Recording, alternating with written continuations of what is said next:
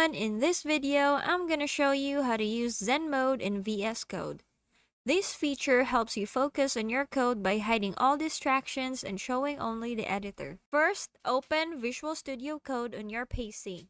Now open the command palette by pressing Ctrl-Shift-P on Windows or Command-Shift-P on Mac.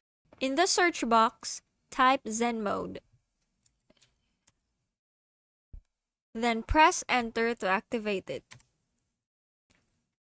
As you can see, all side panels, menus, and distractions are hidden, leaving only your code on a screen. This is perfect when you want to focus deeply on coding without anything else getting in the way. To exit Zen Mode, press Escape twice, or open the command palette again and type Toggle Zen Mode. And that's it! Thanks for watching!